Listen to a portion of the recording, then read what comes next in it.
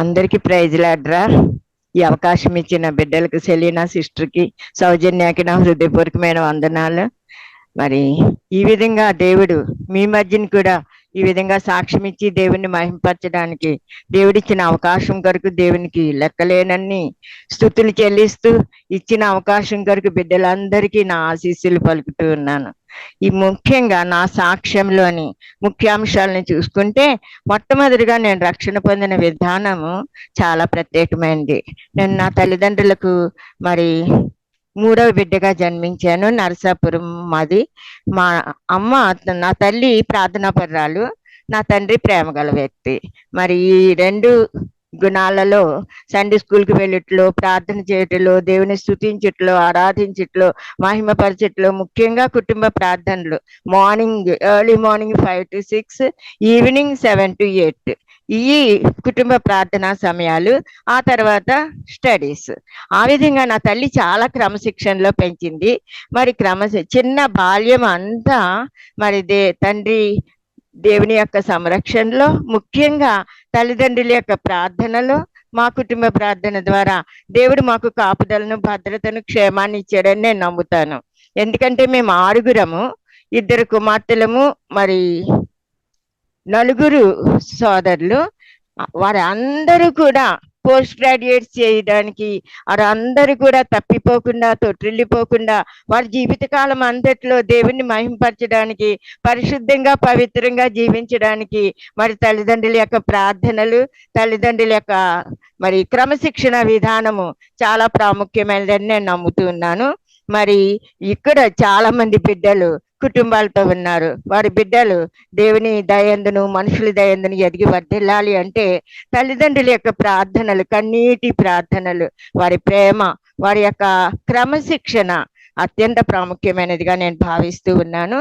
ఆ తర్వాత 10th క్లాసులో నేను దేవుణ్ణి స్వంత రక్షకునిగా అంగీకరించడం జరిగింది. ఏ వాక్యం ద్వారా అంటే మార్కు 7:21. ప్రియమైన బిడ్డలారా, చదువుతున్నాను.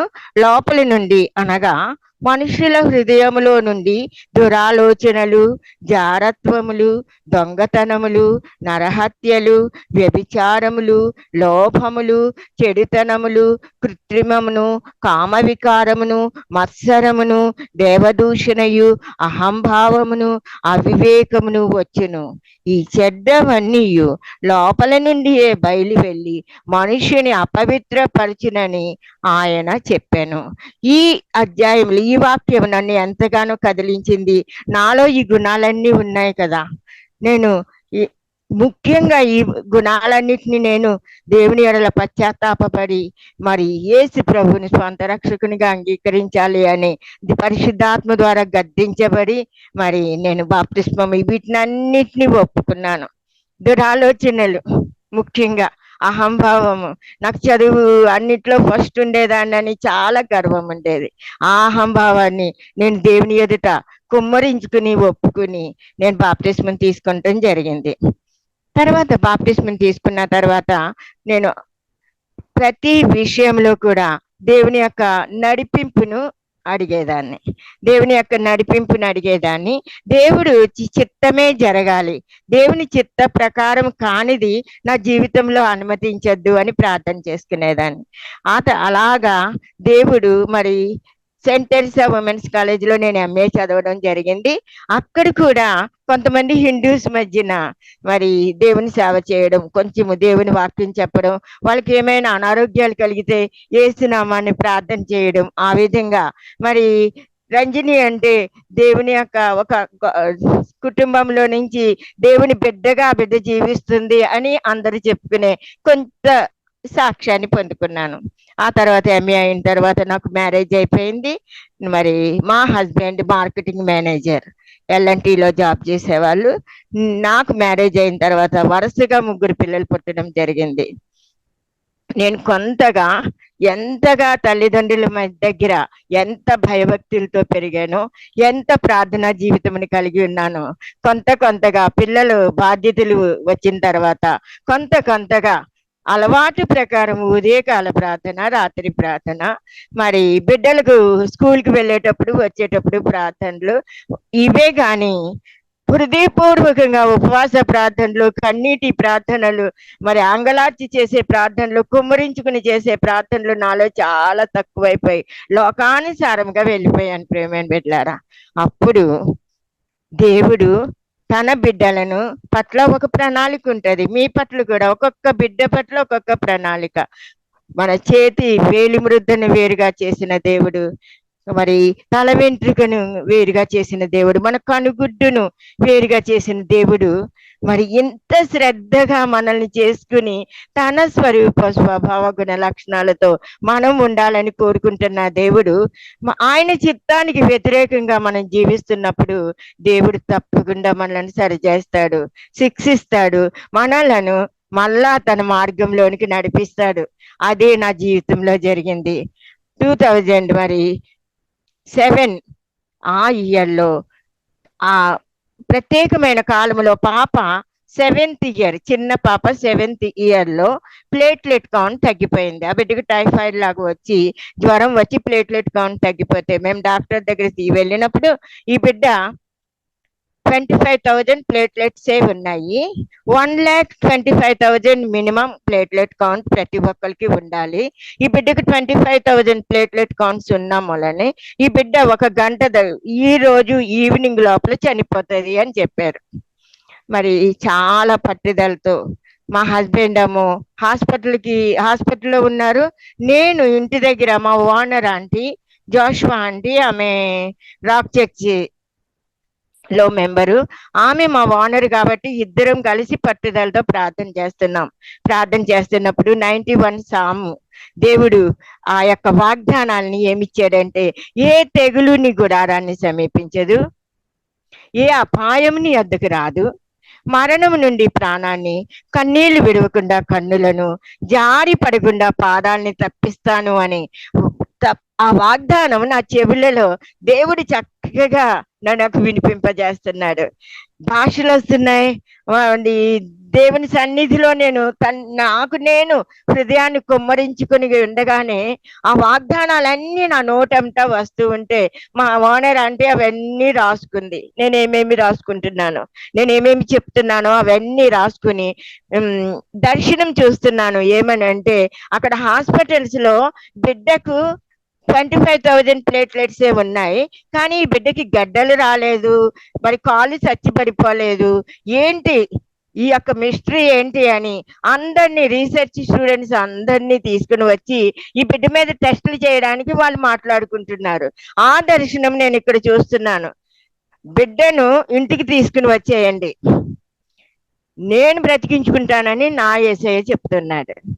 మరి నేను నా భర్తకి చెప్తే ఏంటి ఈమె పిచ్చిగా మాట్లాడుతుంది అనుకుంటారని, ప్రభువా నువ్వే అక్కడ ఎవరిలోనైనా నీ కార్యం జరిగించి మరి ఆ బిడ్డలో ఇంటికి తీసుకురా ప్రభువా, నువ్వే బ్రతికిస్తానంటున్నావు కదా అని కన్నీటితో ప్రార్థన చేసినప్పుడు అక్కడ సూపరింటెండెంట్, మెడికల్ సూపరింటెండెంట్ గా ఉన్న ఆమె పక్కకి పిలిచి, మా హస్బెండ్ ని పక్కకి పిలిచి, మీ పాపని ఎన్నో టెస్టులు చేసి చంపేస్తారు, ఎలాగా చనిపోతుందని వాళ్ళు చెప్తున్నారు, కాబట్టి ఇక్కడ వాళ్ళ చేతిలో చనిపోవడం కన్నా మీరు మీ ప్రార్థనలతో మీ గృహంలో ఆ బిడ్డకి ప్రార్థనలో ఎత్తి పట్టండి, తొందరగా తీసుకెళ్ళిపోండి. ఆ బిడ్డకి ఏయో సర్జరీలు, అవి కిడ్నీలు ఇవన్నీ ఎట్లా ఉన్నాయో అన్ని టెస్టులు చేయాలని అన్ని ప్రిపేర్ చేసేసుకుంటున్నారని చెప్పినప్పుడు వెంటనే ఆ సూపరింటెండెంట్ మెడికల్ సూపరింటెండెంట్ ఎప్పుడు చెప్పిందో మా హస్బెండ్ పాపని తీసుకుని ఇంటికి తీసుకురావడం జరిగింది. ప్రియమైన బిడ్డలారా, దేవుడు ఆశ్చర్యకరుడు, అద్భుతకరుడు. మన కన్నీటి ప్రార్థనలు అంగీకరిస్తాడు, మనల్ని విడిచిపెట్టాడు, మనల్ని త్రోసివేయడు. మనం దుఃఖిస్తుంటే ఆయన కూడా దుఃఖిస్తాడు. మన గృహంలో ఏ శ్రమ వచ్చినా, ఏ కష్టం వచ్చినా, ఏ అనారోగ్యం వచ్చినా, ఏ బాధ వచ్చినా యేసయ్య మనల్ని విడిచిపెట్టాడు. అది నేను 100% నేను నమ్మునట్లుగా నా దేవుడు అప్పుడు కార్యం జరిగించాడు.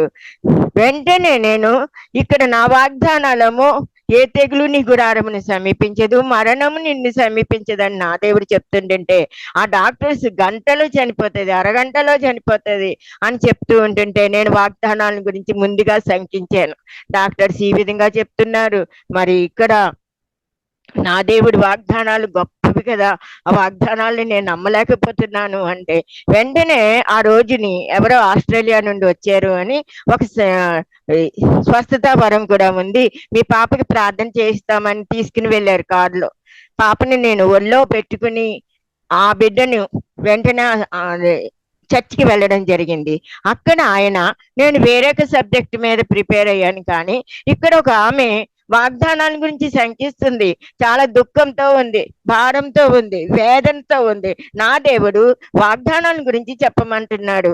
ఆకాశం భూమి గతించిపోయినప్పటికీ నా వాగ్దానాలు మారవు అని ఆ వాగ్దానాన్ని ఆ వాక్యాన్ని తీసుకుని ఆయన ప్రార్థించగా, ప్రభువా నువ్వు నాకు ఇచ్చిన వాగ్దానాలు నేను పూర్తిగా నమ్ముతున్నాను నాయన, నాలో అపనమ్మిక కలుక్కున్నట్లు నువ్వే నన్ను గుర్చి నాయన వేడుకొని బతిమాలుకుంటున్నానని ఆ దినాన్ని అందరికీ ఆ బిడ్డ అక్కడ చర్చిలో ఉన్న వాళ్ళందరూ ప్రార్థనలు చేయడం జరిగింది. ప్రియమైన బిడ్డలారా, మన ప్రార్థనలు దేవుడు ఆలకిస్తాడు, మన మొరలకు అంగీకరిస్తాడు, మనకు అన్నిటి ప్రార్థనలు ఆయన చూస్తాడు, మన హృదయాల్ని పరిశోధిస్తాడు. ఆయన చిత్త ప్రకారముగా మనకి స్వస్థత కావాలా, విడుదల కావాలా, ఆనందం కావాలా, ఆశీర్వాదం కావాలో ఆయనకే తెలుసు. మనకన్నా సృజించిన దేవునికే మనకి ఏది క్షేమకరమో, ఏది దీవెనకరమో, ఏది ఆశీర్వాదకరమో, ఏది మహిమకరమో ఆయనకే తెలుసు కనుక దేవుడు ఆ సమయంలో నా బిడ్డను స్వస్థపరచడం జరిగింది. రెండవదిగా, స్తుతిలో గొప్ప శక్తి ఉంది ప్రియమైన బిడ్డలారా. అనేకులు స్తుతించడం, ఘనపరచడం టైం లేదని కొన్నిసార్లు నిర్లక్ష్యం చేస్తాము మనం. కానీ ఆ స్థితిలో ఉన్న శక్తిని దేవుడు నాకు బయలుపరిచాడు.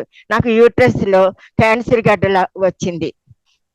డాక్టర్స్ ఇది క్యాన్సర్ గడ్డ, మీరు వెళ్ళి యూరాలజిస్ట్ దగ్గర అన్ని టెస్టులు చేయించుకోండి అని చెప్పినప్పుడు ఆ టెస్ట్కే 10,000 రూపీస్. ఆ టైంలో 10,000 రూపీస్ మా దగ్గర లేవు. నేను నా తల్లి ఎప్పుడు చెప్పినా, ఏ కష్టం వచ్చినా, ఏ అనారోగ్యం కలిగినా, ఏ బాధ కలిగినా మేము దూరంగా ఉంటామమ్మా, నీకు సమీపంగా ఉండేది దేవుడు మాత్రమే.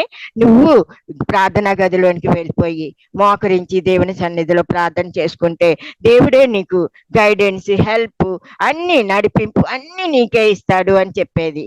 ఆ వాగ్దానాన్ని, ఆ యొక్క మాటలు నా హృదయాన్ని బహుగా తాకి ప్రతి విషయంలో ముందుగా దేవుని సన్నిధిలో మొరపెట్టడం నేర్చుకున్నాను.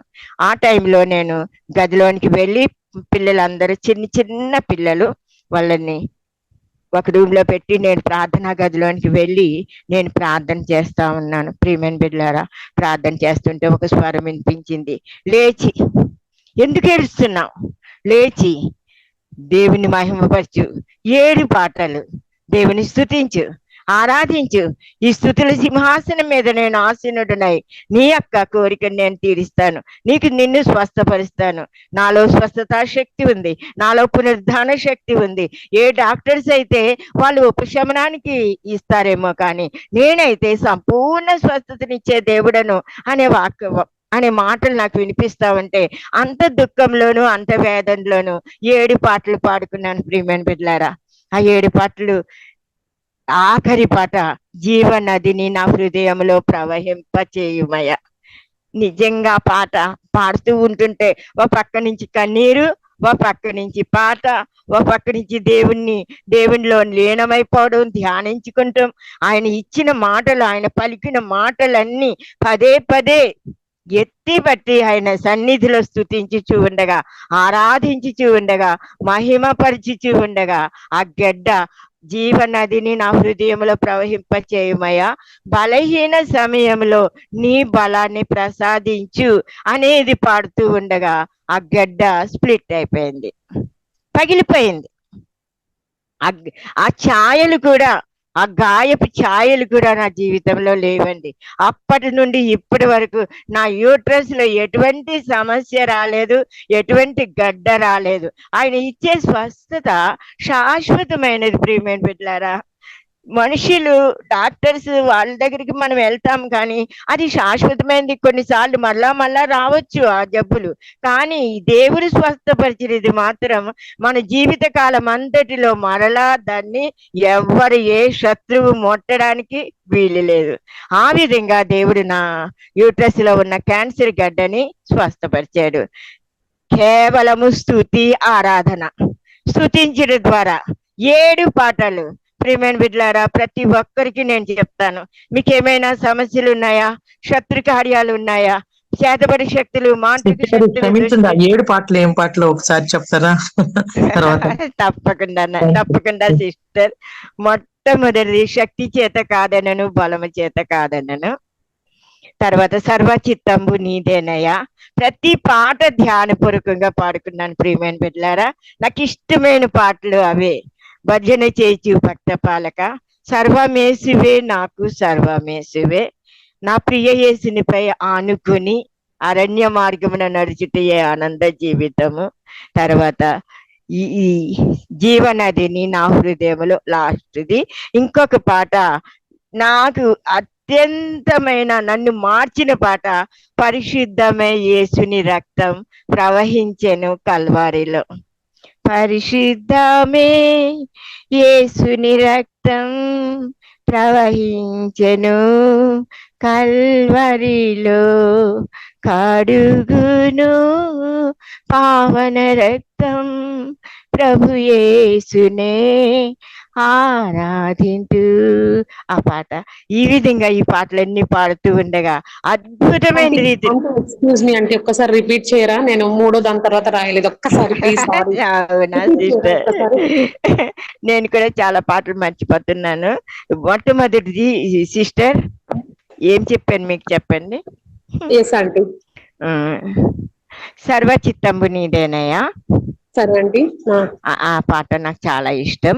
రెండవది భజన చేయొచ్చు భక్త పాలక. ఆంటీ ఏ పాటైనా పాడుకోవచ్చమ్మా, నాకు ఆ పాటలు వచ్చినాయి ఆ రోజు. తర్వాత సర్వమేసువే నాకు సర్వమేసువే, పరిశుద్ధమే యేసుని రక్తం, ఓకే ఆంటీ, జీవనదిని నా హృదయంలో ప్రవహింపచేయ. ఇంకొక పాట చెప్తాండ్రా, శక్తి చేత కాదని రాసుకున్నావా నాన్న? అది రాలేదంటీ. శక్తి చేత కాదనను, బలముతో దీని కాదనను, నా ఆత్మ ద్వారానే దీని చేతునని యెహోవా సెలవిచ్చాను. ఈ పాటలు పాడుతూ ఉండగా అద్భుతమైన రీతిలో నాకు అది గడ్డ, థ్యాంక్ యూ నాన్న, గడ్డ స్ప్లిట్ అయిపోయిందిరా. అప్పటి నుంచి నాకు మళ్ళా ఆ వ్యాధి రాలేదు.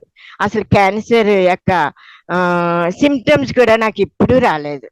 ప్రియమైన బిడ్డలారా, దేవుడు స్వస్థపరిచే దేవుడు. మనకి స్వస్థత కావాలి అంటే, మనకు ఆరోగ్యం కావాలంటే, సాతాను శక్తులపై, ముఖ్యంగా అంధకార శక్తులపై, చీకటి శక్తులపై, చేతబడి శక్తులపై మనకి పునరుద్ధాన శక్తి ద్వారా దేవుడు అధికారం ఇచ్చాడు. ఆ అధికారాన్ని మనం ఎలా ఉపయోగించుకుంటామంటే స్తుతి ఆరాధన ద్వారా. స్తుతి ఆరాధనలో మనం లీనమైపోయి ఆ పాటలు పాడుతూ ఉండగానే స్తుతుల సింహాసనం మీద ఆసీనుడైన యేసయ్య ఆ యొక్క ఎప్పుడు ఆసీనుడవుతాడో శత్రుకోటలన్నీ, శత్రురాత్మలన్నీ పారిపోతాయి. అది నేను కల్లారా చూశాను కాబట్టి మీకు చెప్పగలుగుతున్నాను. దురాత్మలు పారిపోతాయి, ఆటంకాలు, అడ్డంకులు అన్ని పగిలిపోతాయి. ఇనుప గడియలు, ఇత్తడి తలుపులు ఏమున్నా, ఏ ఆటంకాలుగా మనకి ఏమున్నా అవన్నీ, మార్గాలన్నీ సరళం చేయబడతాయి. అది నేను స్తుతి ఆరాధనలోని శక్తి ద్వారా. ప్రియమైన బిడ్డ, ఎప్పుడైనా జటిలమైన సమస్యలు, క్లిష్టమైన సమస్యలు మన జీవితంలో ఉంటే మీరు విచారించడం, చింతపడటం మానివేసి ఆ చింతను స్తుతిగా మార్చుకుంటే, ప్రార్థనగా మార్చుకుంటే, స్తుతి ఆరాధనల ద్వారా గొప్ప కార్యాలు జరుగుతాయని దేవుడు నాకు బయలుపరిచాడు. మూడవదిగా, దేవుడు 2010లో చికెన్ గున్యా వచ్చి చాలా మందికి కాళ్ళు చేతులు పడిపోవడం, చాలా మందికి ఇది అస్వస్థతలు పాలయ్యారు. ఆ టైంలో నా 2 కాళ్ళు పడిపోవడం జరిగినాయి. 2 కాళ్ళు చచ్చి పడిపోయినాయి. ఒక్క అడుగు కూడా నేను వేయలేకపోయాను.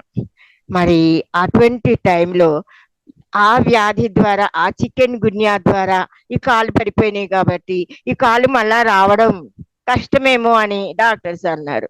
కానీ నాకు దేవుడు ఒక అద్భుతమైన మర్మం బయలుపరచడానికి, లేదా ఆయన చిత్తాన్ని నాకు సంపూర్ణంగా గ్రహించినట్లుగా చేయడానికే ఈ వ్యాధి వచ్చిందని నేను నమ్మాను. వెంటనే ఈ 2 సాక్ష్యాల ద్వారా, మొట్టమొదటిగా మరి నా బిడ్డకి దేవుడు మరణం నుండి తప్పించాడు. రెండవదిగా స్తుతుల ద్వారా నా యూట్రస్ లో ఉన్న గడ్డ కరిగిపోయింది. ఇన్ని కార్యాలు జరిగిన తర్వాత కొన్ని చర్చెస్ లో మాత్రమే నేను సాక్ష్యం ఇచ్చాను, కొన్ని స్త్రీల మీటింగుల్లో సాక్ష్యం ఇచ్చాను. కానీ నేనేమనుకున్నానంటే అదే దేవునికి అది నాకు చాలు, సాక్ష్యం ఇచ్చేసాను కదా, వాళ్ళే మళ్ళీ అందరికి సంఘంలో చెప్పేశాను కాబట్టి అందరి ఎదుట దేవుడు మహింపరచబడ్డాడు. నా పట్ల దేవుని చిత్తాన్ని నేను సంపూర్ణంగా గ్రహించలేకపోయాను. ఆ చిత్తాన్ని గ్రహించడానికి దేవుడు దీనిని అనుమతించాడు. 2 కాళ్ళు పడిపోయినాయి. మార్నింగ్ నుండి ఈవినింగ్ వరకు నేను ఒక్క అడుగు కూడా వేయలేని పరిస్థితిలో ఉండగా మరలా నేను యథావిధిగా నా గదిలోనికి వెళ్ళి ప్రార్థన చేసుకుంటూ ఉంటే ఎంతగా ప్రార్థన చేశానంటే, ప్రభువా, బిడ్డలు చిన్నోళ్ళు, నా కాళ్ళు పడిపోయినాయి, నేను ఏమీ చేయలేని ఒక మూలను కూర్చునే స్థితి, ప్రభువా నువ్వు నన్ను బ్రతికిస్తే ఈ కాళ్ళు నీ సేవ కొరకు ఆఖరి శ్వాస వరకు ఈ కాళ్ళుని నీ కొరకే ఉపయోగిస్తాను అని వాగ్దానం మొక్కుబడి చేసుకున్నాను. ప్రియమైన బిడ్డలారా, మొక్కుబడి చేసుకొనకపోవట కంటే మొక్కుబడి చేసుకుని దానిని చెల్లించకుండుట చాలా గొప్ప పాపం, చాలా ఘోరమైన పాపం. నాకు అది ఆ సమయంలో తెలియదు, కానీ ఆపద మొక్కులు మాత్రం చేసేసుకున్నాను. నువ్వు నాకు కాళ్ళు ఇస్తే నేను నీ సేవను చేస్తాను, నమ్మకంగా చేస్తాను, ఆఖరి శ్వాస వరకు చేస్తానని ఎప్పుడు ఆ యొక్క మొక్కుబడి చేసుకున్నానో దేవుడు నా మొక్కుబడిని అంగీకరించి ఆయన కృప చొప్పున జ్ఞాపకం చేసుకున్నాడు. వెంటనే ఆయన ఆకాశం నుండి, ప్రియమైన బిడ్డలారా, ఒక్క ఆయన రాలేదు, దేవుని దూతల సైన్య సమూహంతో గొప్ప వెలుగుతో, ఆ వెలుగు 1000 సూర్యకాంతుల కంటే మించిన వెలుగుతో నా గదిలోనికి ఆయన వచ్చారు. వచ్చి ముందుగా నా కన్నుల నుండి కారే కన్నీటిని తుడిచివేసి ఆ 2 గాయపరచబడిన హస్తాల చేతనే, ఆ ముద్రలు కలిగిన హస్తాల చేతనే నా 2 కాళ్ళని ముట్టారు. వెంటనే ఆయన ముట్టిన వెంటనే గొప్ప శక్తి నాలోనికి ప్రవహింపజేసి దిగ్గున లేచి, పక్షవాయువు గలవాడు ఎలాగా దిగ్గున లేచి గొంతులు వేసాడో నాకు తెలియదు, కానీ నేనైతే దిగ్గున లేచి గొంతులు వేసి నా కాళ్ళు వచ్చినాయి అని ఎంతగానో దేవుని మహిమపరిచాను.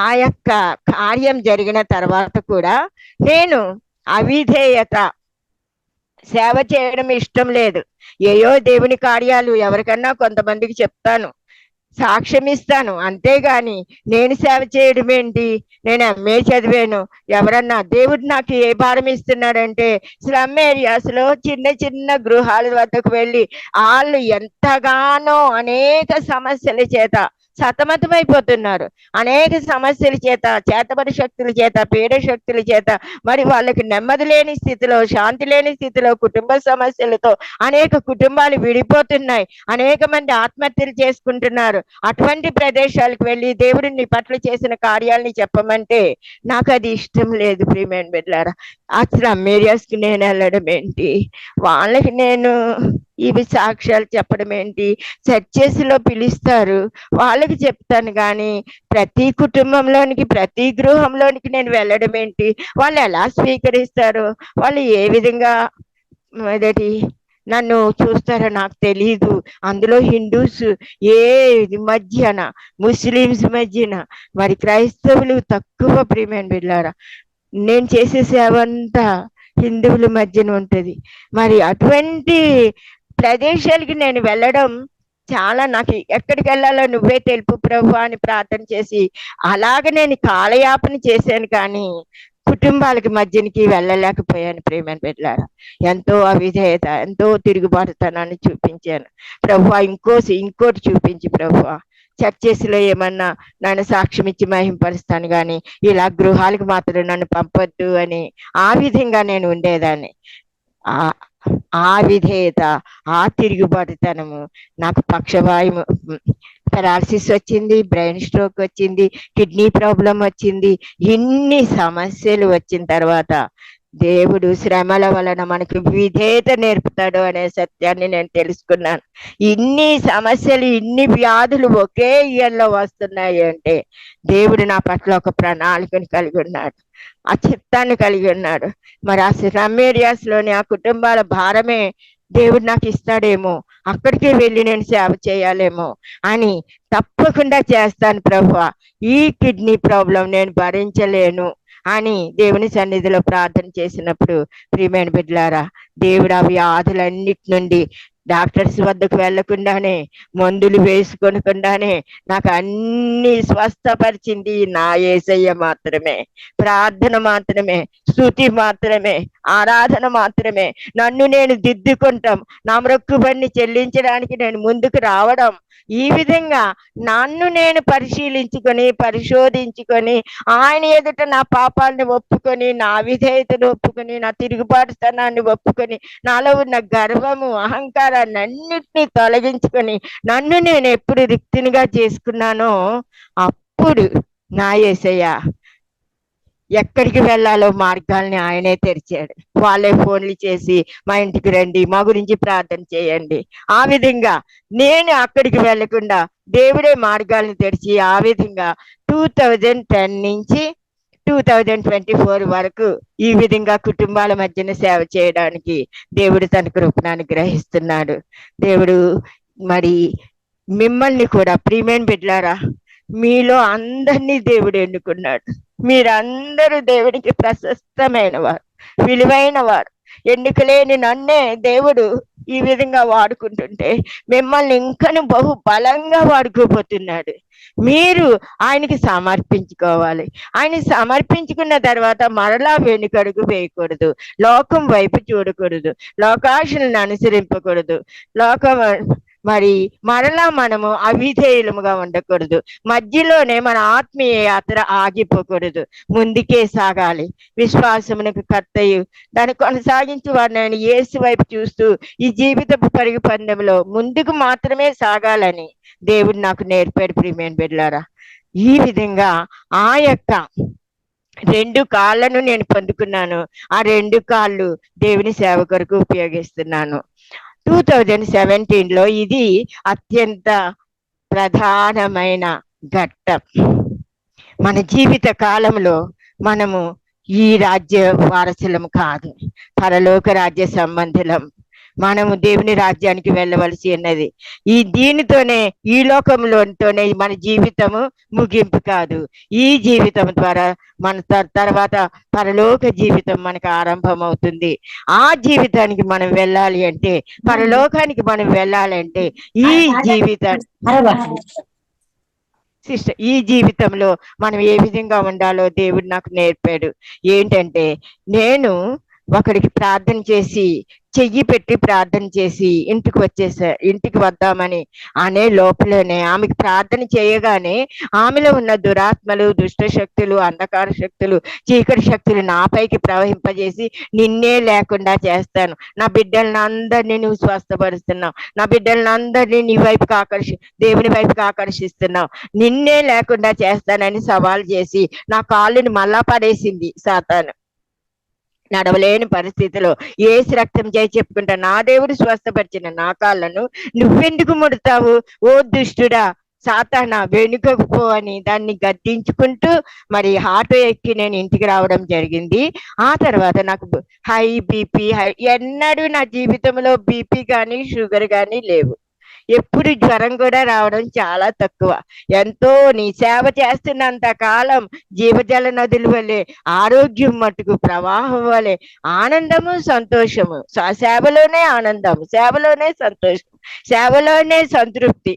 మరి అటువంటి చక్కని మరి ఆ యొక్క పరిచర్యలో ఉంటుండగా సాతానుడు నాపై చాలా విజృంభించేశాడు. నిన్నే లేకుండా చేస్తానని సవాల్ చేశాడు. వెంటనే నన్ను ఐసీయూలో పెట్టేశారు. ప్రియమైన బిడ్డలారా, హాస్పిటల్కి వెళ్ళగానే ఈమె బ్రతకదు అని ఐసీయూలో పెట్టేసి అన్ని పెట్టేశారు. ఆ టైంలో గుడ్ ఫ్రైడే, ప్రియమైన బిడ్డలారా, ఈ దినాన్ని గుడ్ ఫ్రైడేని మనం మళ్ళా జ్ఞాపకం చేసుకుందాం. గుడ్ ఫ్రైడే యేసు శిలువపై పలికిన 7 మాటల్లో ఎంత శక్తి ఉన్నదో, ఎంత పునరుద్ధాన శక్తి, పునరుద్ధాన బలము, పునరుద్ధాన జీవం మనలో ప్రవహించాలంటే యేసయ్య యొక్క మాదిరిని ఎలా అనుసరించాలో దేవుడు నాకు నేర్పాడు ప్రియమైన బిడ్డలారా. ఆ 7 మాటలు మొట్టమొదటిగా ఆయన క్షమించిన దేవుడు. మనం కూడా నేను ఆలోచనలో కూడా ఈ ప్రతికూల విరోధ భావాలు కలిగి ఉన్న వారిని దేవుడు నాకు చూపించి ఆ యొక్క క్షమాపణని మరలా నేను పొందుకునే శక్తిని దేవుడు ఇచ్చాడు. మనం రక్షించిన తర్వాత ఇతరులను రక్షించాలి, అది మన బాధ్యత. దేవుడు ప్రతి బిడ్డకు ఇచ్చాడు. తండ్రిగా తన బిడ్డ అందరికి మాదిరి చూపాలని, కొంతమందినైనా దేవునికి ఆకర్షింపజేయాలని ఆయన కోరిక. అందుకనే ఆయన క్షమించిన దేవుడిగా ఉన్నాడు, రక్షించిన దేవుడిగా ఉన్నాడు. మరి మనం కూడా రక్షింపబడిన తర్వాత మన రక్షణను మనం మాత్రమే కాదు, మన కుటుంబం రక్షణ కొరకు ముఖ్యంగా ప్రార్థన చేయాలి. మన కుటుంబాలు రక్షించబడిన తర్వాత ఇతరుల రక్షణ కొరకు కూడా మనం రక్షణ వార్తను అనేక మందికి తెలుపవలసిన బాధ్యత ప్రతి విశ్వాసిపై ఉందని గ్రహించాను. మూడవదిగా ఆయన ఇదిగో నీ తల్లి అని అట్లా మన బాధ్యతలు, మనకి దేవుడి కుటుంబం ఇచ్చాడు, భర్తనిచ్చాడు, బిడ్డల్ని ఇచ్చాడు. వారి బాధ్యతలను మనం ఎంతవరకు సక్రమంగా నిర్వహిస్తున్నాం, ఎంతవరకు మన బాధ్యతల్లో మనం నమ్మకంగా దేవునికి ఉన్నాం, దేవుని కొరకు మన బిడ్డలను పెంచుతూ ఉన్నామా, దేవుని యందు భయభక్తుల్లో మనం పెంచుతూ ఉన్నామా, ఏదో లోకానుసారమైన విధంగా పెంచుతూ ఉంటే దేవుడు నాతో మాట్లాడాడు ప్రియమైన బిడ్డలారా. ఆ 3వ వాక్యం ద్వారా నా బిడ్డలను అందరినీ దేవుని హస్తంలో, చిన్న బిడ్డల్ని కూడా ప్రభువాని హస్తంలో పెట్టుకో, వారు తొట్టిల్లిపోకుండా వారిని కాపాడు అని ఆ టైంలోనే నేను ప్రార్థన చేయడం జరిగింది. ఆ తర్వాత ఎందుకు నా చెయ్యి విడిచావు అనేది నిజంగా నా దేవా నన్నెందుకు చెయ్యి విడిచితివి, అందులోని ఇంత అర్థం ఉందని నాకు తెలియదు. ఎందుకంటే ఐసీయూలో పెట్టారు కాబట్టి నా చుట్టూ ఎవరు లేరు, నా పక్కన ఎవరు లేరు, వాళ్ళందరినీ బయటికి పంపించేశారు, నేను ఒక్కదాన్నే ఉన్నాను. ప్రతి బిడ్డకు ఇటువంటి దేవుడు ఒంటరిగా ఉండే సమయములలో ఆయనకి సమీపస్తులుగా చేసుకుంటాడు. అందరినీ దూరపరిచి మన కుటుంబం మనతో ఉన్న మనల్ని ఒంటరి వారిగా చేస్తాడు. ఎట్లా అంటే దేవునితో సన్నిహితమైన సంబంధ బాంధవ్యాలు కలిగి ఉండేటట్లుగా దేవుడు ఆ పరిస్థితులను కల్పించి మనలను ఏలి ఏలి లామా సబక్తాని అని నా యేసయ్య తండ్రితో ఆ విడదీయరాని సంబంధం పోగొట్టుకున్నప్పుడు ఎంతగా బాధపడినాడో, అలాగా మన కుటుంబస్తులు, మన చుట్టుపక్కల ఉన్న వాళ్ళు ఎవ్వరు మన యొద్ద లేనప్పుడు ఆ బాధ కలిగింది. ఎవ్వరు లేరే, సరిగ్గా చనిపోయే సమయంలో నా పక్కన ఎవరు లేరు అనే బాధ, ఒంటరితనము, దిగులు, బాధ, వేదన, కన్నీరు నా యేసయ్య ఎంతగా అనుభవించాడో అది నేను గ్రహించగలిగాను. ఆ తర్వాత మరి ఆయన సమాప్తమైనదని చెప్పడము, ఆత్మను అప్పగించుకుంటాం, ఇవన్నీ నీ దాహము అన్నప్పుడు నా నోరంతా మరి దాహంతో నిండిపోయి దాహం అంటే నీకు ఇవన్నీ పెట్టాం కదా, గ్రిప్లన్నీ పెట్టాం కదా, నువ్వు నీళ్ళు ఎందుకు అడుగుతున్నావంటే ఇది ఆదాహం కాదు అన్న చెప్పడానికి కూడా నా నోరు రాలేదు. అంతగా నా నాలుక అంతా బిగిసిపోయింది. దేవుడు ఎంత బాధను అనుభవించాడో సిలువలో అది నేను ప్రత్యక్షంగా కొంతైనా గ్రహించగలగడానికి దేవుడు నాకు ఆ దర్శనాన్ని ఇచ్చాడని నేను నమ్ముతున్నాను. ఆ తర్వాత నేను చనిపోయాను ప్రియమైన బిడ్డలారా. అంటే నా ఆత్మ దేవుని యొద్దకు వెళ్ళిపోయింది. దర్శనంలో వెళ్ళగానే ప్రతి ఆత్మకు, క్రీస్తునందు నిద్రించిన వారి ఆత్మలకు ఎంత గొప్ప వెల్కమ్, చక్కని పాటలతో, సుమధుర స్వరాలతో, మరి ఆ యొక్క నెమ్మది, శాంతి, ప్రశాంతత, ఆ యొక్క వెలుగుతో ఒక్కొక్క ఆత్మను దేవుడు మనలను ఆహ్వానించుచున్న సంగతి దూతలతో వచ్చి మనల్ని, మన ఆత్మను ఎంతగానో స్వాగతం పలికి మనల్ని తన సింహాసనం వద్దకి మన ఆత్మను తీసుకుని వెళ్తాడు. ఎంతో సంతోషం అయిపోయింది ప్రభువా. అప్పుడు మనం భూమి మీద ఉన్న భర్తలను, బిడ్డలను ఎవరు మనకు గుర్తుకు రారు. వెంటనే అక్కడి నుంచి దేవుడు నన్ను నరకానికి తీసుకుని వెళ్ళాడు. ప్రభువా ఇంత వారం వెల్కమ్ ఇచ్చి నన్ను నరకానికి ఎందుకు తీసుకొచ్చావు ప్రభువా అని దేవుడు నువ్వు ఏడిస్తా ఉన్నాను. ఆ నరకంలో ప్రియమైన బిడ్డలారా, ఇది అందరి జాగ్రత్తగా వినాలని కోరుకుంటున్నాను. ఎంతో దుఃఖంతో, భారంతో, వేదంతో, కన్నీటితో మిమ్మల్ని అర్థిస్తున్నాను. మన అందరి పేర్లు జీవ గ్రంథంలో వ్రాయబడాలి. మనమందరం ఎత్తబడి గుంపులో చేర్చబడాలి. మనం ఈ లోకంలో ఉండగానే మనం ఆ రాజ్యం కొరకు సిద్ధపడాలి. మన మరణము మన కార్యారంభం కంటే కార్యాంతం ఎంతో మేలు. మన మరణము భక్తుల మరణముగా ఉండాలి. మనము లోకస్తుల వలె జీవించి మనం ఉంటే మనం ఆత్మలు దేవుని యొద్దకు వెళ్ళవు ప్రియమైన బిడ్డలారా. అక్కడ నరకంలో, అగ్నిగుండంలో ప్రతి ఒక్కరి చుట్టూ ఒక అగ్ని జ్వాల ఉంది. వాళ్ళ అస్థి పంజరం వల్లే నాకు కనబడుతూ ఉన్నారు. ప్రతి ఆత్మ చుట్టూ, నశించుచున్న ఆత్మ చుట్టూ ఒక అగ్ని జ్వాల ఉంది. నేనేంటి ప్రభు, అగ్నిగుండం అంటే గుండం ఉంటది, అన్ని మరి ఈ విగ్రహారాధికులు, అబద్ధికులు, మరి నీ చిత్తానుసారంగా జీవించిన వారందరూ అగ్నిగుండంలో పడవేయబడుదురు అనే వాక్యమే చదివాను. కానీ ఇదేంటి ప్రభు, ప్రతి వారి చుట్టూ, ప్రతి ఆత్మ చుట్టూ అగ్ని జ్వాల ఉంది అన్నప్పుడు దేవుడు ధనవంతుడు లాజర్ని నాకు గుర్తు చేశాడు. అది చదివితే ప్రియమైన బిడ్డలారా, ధనవంతుడు అబ్రహాము దేవుని రొమ్మున ఆనుకుని ఉండేట్టు చూస్తాడు. ధనవంతుడు అగ్ని జ్వాలలో నేను యాతన పరుచున్నాను, బాధపరుచున్నాను, లాజరు యొక్క చిటికిన వేలితో ఒక్క చుక్క నీరు వేయమని ప్రాధేయపడతాడు కదా, అది నాకు గుర్తు చేశాడు నా యేసయ్య ఆ టైంలో. అవును కదా ప్రభువా, అతని చుట్టూ అగ్ని జ్వాల ఉంది. ఇది నిజం అన్నమాట. ప్రతి ఒక్కరి చుట్టూ అగ్ని జ్వాలలు ఉన్నాయి. ప్రతి ఒక్కరి కండ్లలో నుండి మరి వారు చేసిన ఏ అవయవంతో వారు పాపాలు చేశారో ఆ యొక్క అవయవాల్లో నుండి మరి పురుగులు, తేళ్ళు, పాములు, భయంకరమైన విష సర్పాలు, భయంకరమైన విష జంతువులు వస్తూనే ఉన్నాయి. వాళ్ళు ఆ బాధ భరించలేక గట్టిగా అరుస్తున్నారు, పండ్లు కొరుకుతూ ఉన్నారు.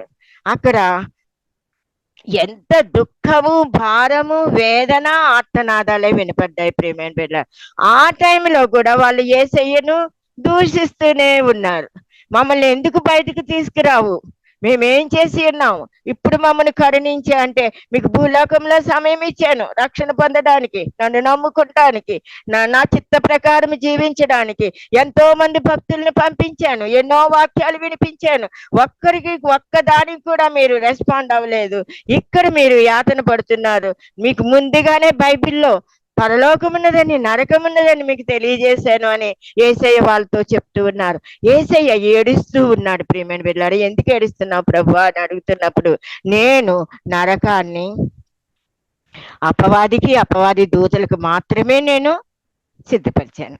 కానీ ఈ అపవాది భూమి మీద అటు ఇటు తిరుగుచు గర్జించి సింహం వలె ఎవరిని మృంగుదిరాని తిరుగులాడుచు ఏర్పరచమని వాడిని సైతం మోసపుచ్చుచు అనేక మంది నరకానికి వెళ్ళిపోవడానికి అది ఎంతగానో అపవాది కోరల్లో మాయపాయములు, కపటోపాయములు, తంత్రములతో అనేక మంది చిక్కబడిపోతున్నారని నా యేసయ్య ఏడుస్తున్నాడు. నేను చేసిన సిలువ కార్యాన్ని ఎక్కువ మంది గ్రహించడం లేదు. నువ్వు వెళ్ళి నరకము ఎంత భయంకరమైనదో, నువ్వు అక్కడ బిడ్డలందరికీ నువ్వు ఎక్కడికి వెళ్తావో ఆ గృహంలో నువ్వు ఈ నరకం గురించి, పరలోకం గురించి నువ్వు చెప్పాలి అన్నప్పుడు తప్పకుండా ప్రభువా నువ్వెంతగా బాధపడుతున్నావు. నశించుచున్న ఆత్మల భారం నాకైతే లేదు. నేను ఎంతగానో నిశ్చింతగా నా కుటుంబం నేను రక్షించబడితే చాలు ఆ విధంగా ఉన్నాను స్వార్థంతో.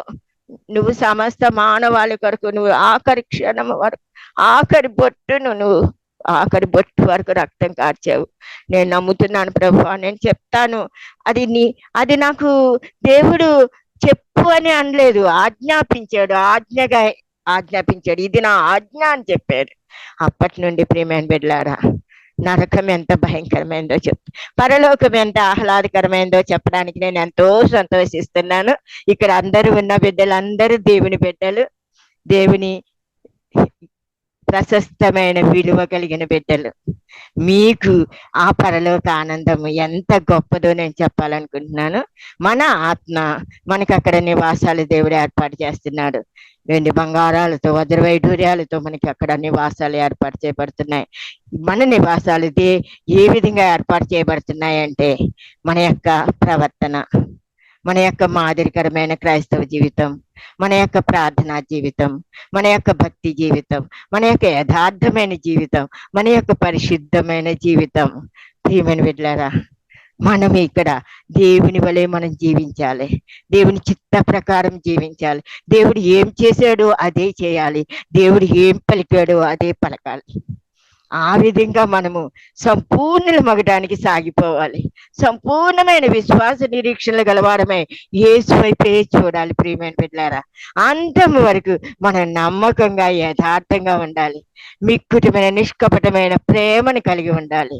అందరితోనే మనము అందరినీ ప్రేమించాలి. మన యేసయ్య సమస్త మానవాళిని ప్రేమించిన రీతిగా మనం కూడా మనలో ప్రేమ అన్ని దోషాలని కప్పేదిగా ఉండాలి. ఎవరిని నిందించే వారంగా, విమర్శించే వారంగా, తిరస్కరించే వారంగా మన నోటి మాటలు ఉండటానికి వీల్లేదు. ఉప్పు వేసినట్టు కృపాసహితమైన వాక్కులే పలకాలి. వారికి ప్రోత్సాహం ఇచ్చే వాక్కులే పలకాలి. వారికి పరలోక రాజ్య మార్గాన్ని చూపే, నిత్య జీవ మార్గం చూపే మాటలనే, ఆ నిత్య జీవపు మాటలనే మనం వారికి చెప్పాలి. ప్రియమైన బిడ్డ, ఆ విధంగానే మనం జీవిస్తే తప్పకుండా పరలోకానికి వెళ్తాం. పరలోకంలో మన గృహము ఎదుటికి వెళ్ళగానే దేవుడు మన నోట్లో పరలోక భాష నించుతాడు. ఆ భాషతో పాట పాడతాం. ఆ పాట పాడగానే మన గుమ్మాలు తెరవబడతాయి. మన గుమ్మాలు తెరవబడిన తర్వాత మనం చిన్నప్పటి నుంచి ఇప్పటి వరకు చేసిన ప్రతి మంచి కార్యము, ప్రతిదీ దేవుడు అక్కడ అన్ని మనకు మెడల్స్, బహుమానాలు అన్ని ఉంటాయి. ప్రియమైన బిడ్డలారా, మనం మర్చిపోతాం, కానీ దేవుడు మనం గిన్నెడు చన్నీళ్ళు ఇచ్చిన ఆయన మర్చిపోయే దేవుడు కాదు. ప్రతిదీ వ్రాస్తాడు, మన గ్రంథంలో వ్రాయబడతాయి. ప్రియమైన బిడ్డ, ఈ దినాన్ని నువ్వెంత ఆశీర్వదించబడిన దానివో, ఎంత దీవించబడిన దానివో మనం గ్రహించాలి. నేను గ్రహించాను. అమ్మ, నా గృహం ఎంత అందంగా ఉంది, కానీ పూర్తి కాలేదేంటి ప్రభువా అంటే దేవుడు నాకు చెప్పాడు, నువ్వు మళ్ళా భూలోకానికి వెళ్తావు, మళ్ళా కొంతకాలం సేవ చేస్తావు, ఆ తర్వాత మళ్ళీ ఇక్కడికి వస్తావు. అందుకే నీ గృహం ఇంకా పూర్తి కాలేదు. నువ్వు ఇంకా చేయవలసిన కార్యాలు చాలా ఉన్నాయి అని చెప్పినప్పుడు నాకు ఎంతో ఆనందము. కానీ నేను ఒకటి చెప్పాను, అప్పుడు మళ్ళీ భూలోకానికా ప్రభువా? నేను అక్కడికి వెళ్ళను. ఈ నెమ్మది, ఈ శాంతి, ఈ చెప్పన శక్యమైన మహిమాయుక్తమైన శాంతి సంతోషాలు నాకు ఇక్కడే ఉన్నాయి. ఈ మహిమను వదిలి నేను వెళ్ళను అంటే దేవుడు కొంతకాలము ఉంటది అని చెప్పాడు. కానీ ఇది ఆజ్ఞ ఇచ్చాడు. ఈ గృహాలు ఎలా ఉంటాయో, అన్ని గృహాల కన్నా ప్రతి గృహాన్ని చూపిస్తున్నప్పుడు అన్ని ఒకే సైజులో లేవు. ప్రియమైన బిడ్డలారా, కొన్ని చిన్నవిగా ఉన్నాయి, కొన్ని పెద్దవిగా ఉన్నాయి. అత్యంత పెద్ద గృహం ఎవరిది అంటే బీద విధవరాలి గృహం అంట. ఎంత సంతోషమైపోయిందో. బైబిల్లో చదివాను, ఆమెకి 2 కాసులు ఉన్నాయి, 2 కాసులు వేసేసింది. ఇచ్చేవారికి దేవునికి సమయము, తలాంతులు, శక్తి సామర్థ్యాలు, వారి జీవితాలు ఇచ్చేవారికి ఎంత గొప్ప భవంతులు అక్కడ ఉంటాయి. ప్రియమైన బిడ్డ, మహిమ ఉంటది, తేజస్సు ఉంటది, నెమ్మది ఉంటది, శాంతి, సంతోష, సమాధానాలు ఉంటాయని నా దేవుడు అక్కడ నేను అనుభవపూర్వకంగా, అది నేను మాటల్లో వర్ణించలేను, చెప్పలేను కూడా. అంత మహిమతో మనం ఉంటాం. నిత్య మహిమలో మనం ఉంటాం. అది యుగ యుగాలు ఉండే మహిమ. ఇది కొంతకాలమే, 100 సంవత్సరాల వరకే మనం జీవిస్తాం. కానీ అది 70-80 సంవత్సరాలు, ఇంకా అధిక బలం ఉంటే 100 ఏమో, కానీ అక్కడ యుగ యుగాలు జీవించవలసి ఉంటది. మనం ఈ లోకంలో ఉండగానే ఎక్కడికి వెళ్ళాలో మనమే నిర్ణయించుకోవాలి. ప్రియమైన బిడ్డ, పరలోక రాజ్యానికి వెళ్తామా లేదా నరకానికి వెళ్తామా? నువ్వు ఈ లోకపుడు ఈ తాత్కాలికమైన వాటినే నువ్వు వాటి మీదే దృష్టి ఉంచి అవే సర్వస్వం అనుకుని, అవే నా జీవితము అనుకుని నువ్వు వీటి వైపే, లోకం వైపే, లోకాంశుల వైపే, పద్ధతుల వైపే, సిద్ధాంతాల వైపే నువ్వు ఉంటే ప్రియమైన బిడ్డ, నువ్వు నిత్య జీవాన్ని కోల్పోతావు. మొదటి ప్రేమను కోల్పోవద్దు.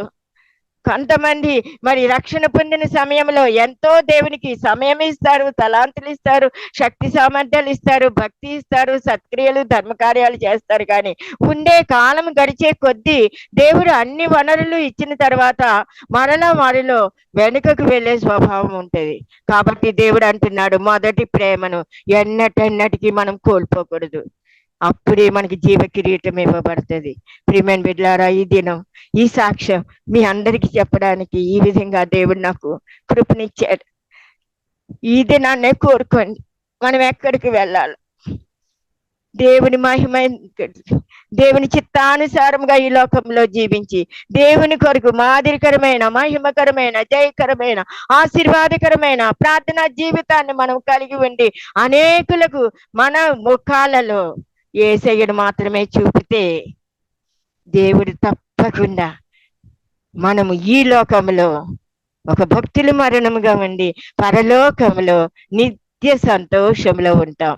అట్టి కృపను దేవుడు మనకి అందరికీ ఇవ్వాలని కోరుకుంటున్నాడు. ప్రియమైన బిడ్డ, నరకానికి మాత్రం ఎవరు వెళ్ళవద్దు. ఈ కొంత తాత్కాలికమైన సుఖాల కొరకు ఆ నిత్యమైన సుఖాలు కోల్పోవద్దని బతిమాలుకుంటూ ఉన్నాను. దేవుడి చిన్న సాక్ష్యాన్ని దీవించిన గాక. ఆమె